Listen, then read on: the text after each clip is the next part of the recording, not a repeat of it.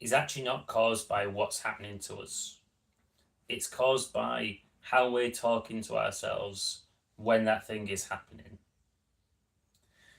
It's probably true that there's someone going through a really, really similar situation to you right now that's no more capable than you, but they're feeling less anxiety, less fear, they're less overwhelmed, which means it's possible for you to achieve the same. And the goal here is not positive thinking, it's steady thinking.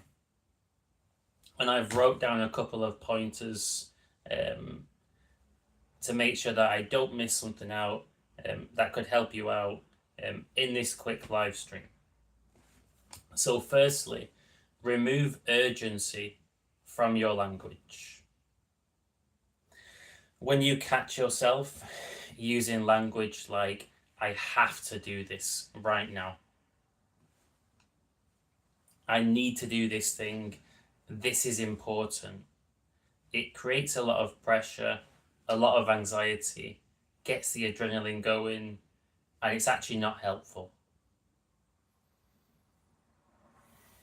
Rather than, I have to do this thing, what about, I'm choosing to do this thing?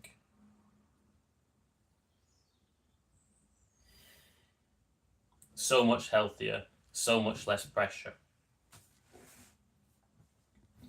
This can happen at a normal pace. I don't need to do it right now. I don't need to rush to the finish line. It can happen at the pace that is supposed to happen at. There's time. There's plenty of time. The next pointer, talk like things are already underway rather than about to happen. So, examples that I wrote down, don't say, I need to get on top of this. Don't say, I'm trying to figure this out. This creates so much panic because when you talk like this, there's a gap between where you are right now and where you want to be. And in that gap and that uncertainty, that's where the anxiety and fear lives and operates. It's where it preys. So talk like you're already partway through things. For example, this is already in motion. It's not something new that's about to hit you. You're already doing it. I'm in the middle of it. I'm handling this step by step. When you've decided you're already going to do something, you're already doing it. The moment that decision is made is the moment that you've crossed the starting point and you're already in the middle of it. It doesn't officially start on a certain date. The moment you've decided, you've already passed the start date, it's already in motion. So talk like things are already happening rather than this thing that's about to hit you in the future. The next pointer is describe, don't judge. You might catch your anxious voice, your anxiety voice, saying things like, I'm scared, I'm overwhelmed. This is a self-judgment that comes with a lot of pressure. Again, this increases the anxiety, increases the fear. But when you describe rather than judge, it immediately calms your nervous system right down. For example, there's some adrenaline here. My nervous system is activated right now.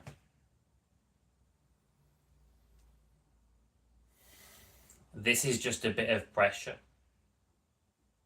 So rather than personalizing it and having this judgment of, I'm anxious, I'm scared. My system's activated right now, it's doing its job. And this kind of objective labeling, this description, it always has a calming effect. And the words that you use and the framing of those words, that's more important for calming yourself down than the logic itself. Your nervous system listens to your words and your framing more than your logic. Okay, another pointer that I wrote down, downshift the importance.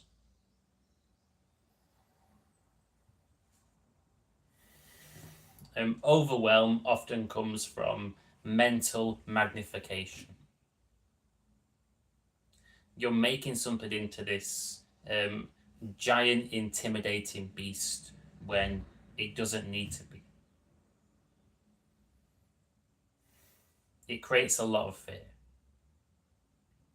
It's like if I said to myself right now, I'm going to make this live stream extraordinary. That would come with a lot of pressure. That wouldn't help me out at all. Really ordinary, really extraordinary, is just ordinary with a bit extra. So how about going for ordinary on a consistent basis? Let's make an ordinary live stream that's going to help the right people. It's a lot less pressurizing. So, for example, things that you can say to downshift the importance of whatever might be causing your anxiety right now. You can say that this is just one part of my day. And it turns it from this big, overwhelming monster to something that feels a lot more manageable. This doesn't define anything.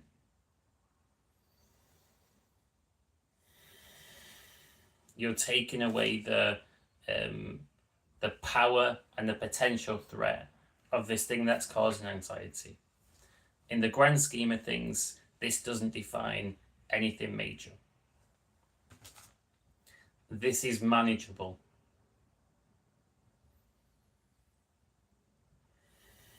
Okay, my system might be activated, but this is manageable. Great way to calm yourself down. Another one that you can use on yourself to downshift the importance of what's causing your fear is, I don't need to make this bigger than it is.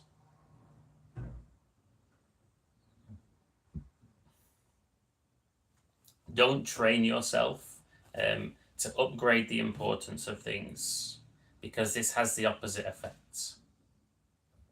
You want to downshift it. If you want to see some really great, relevant examples of this, you can watch that skyscraper documentary on Netflix, where there's the free soloist who's climbing the skyscraper Taipei. And you can see that the way that he's talking to himself and the world is designed to keep him in this steady, calm, even keel state throughout his climb. He doesn't want to build too much excitement, because that's going to get the adrenaline going and it's going to make you more afraid, and you're less in your element. You're in less familiar territory.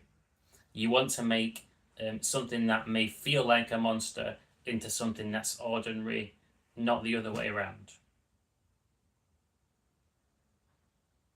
So that's a really great example of someone that's doing this while taking on a big challenge.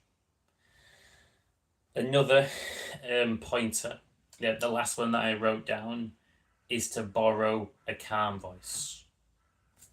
So when you're anxious, don't listen to the anxiety voice. You can ask yourself, What would I say to a good friend right now who's going through the same situation as me? You can take that advice instead. Listen to that voice instead of your anxiety voice. Another voice you can borrow: how would I talk to myself on a good day? On a 10 out of 10 good day, how would I talk to myself? Borrow that voice right now. Another example I wrote down: how would you talk to yourself after the situation has already passed?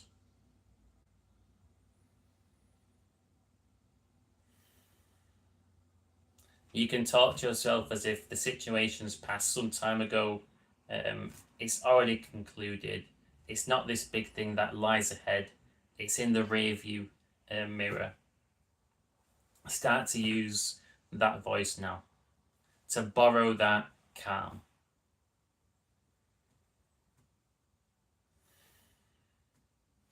And when you start to practice these more upgraded and healthy ways of talking to yourself, you'll notice that you're less scared in life and you have a greater ability to manage fear. And these are things that I personally use all the time. Overcoming my own social anxiety to begin with, then building a business.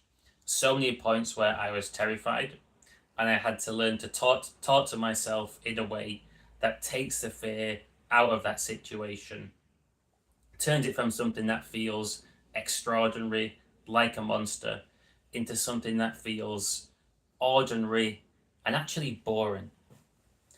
Mundane, boring, everyday, simple, easy. So you could say it's how you metabolize that situation mentally.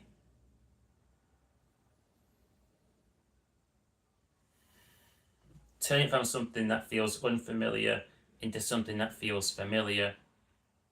Just focus on one step at a time and focus on making it manageable.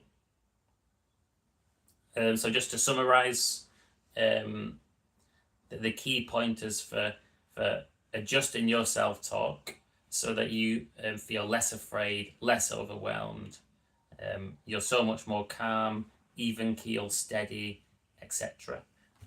Remove urgency from your language. Talk like things are already underway. Describe, don't judge. Downshift the importance and borrow a calm voice. And if you're somebody who is actively looking for one-to-one coaching to reduce your anxiety, especially social anxiety, build confidence with people so you can build connections in all areas of life, whether it's making new friends, dating, relationships, career, feel free to get in touch with me. I always do the first one-to-one session free of charge so you can experience my coaching and see how it helps you out personally before deciding if you want to fully commit to the full process. The reason that I do this taster is because I know that people are afraid of coaching.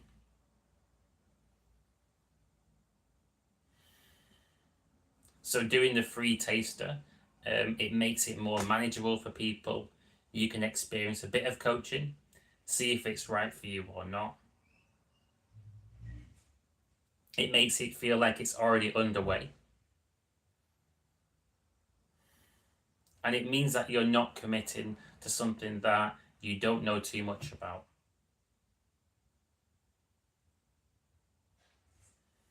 So it breaks away the fear, makes it more accessible. And also feel free to get in touch with me if you want to come down to some of my live events. The in-person events are going on most weeks in Birmingham. As well as this, I'm definitely going to be adding virtual events as well, because you overcome social anxiety through the real world experience as opposed to just passively consuming content. It's what you do in your real life, the interactions that you have, the conversations that you're in, how you express yourself, connect with other people, live your life, and all the rest of it. And it's something that's best learned through experience. So I put the events in so that you can actually have that experience, which is going to benefit you personally. But until next time, have a great rest of your day.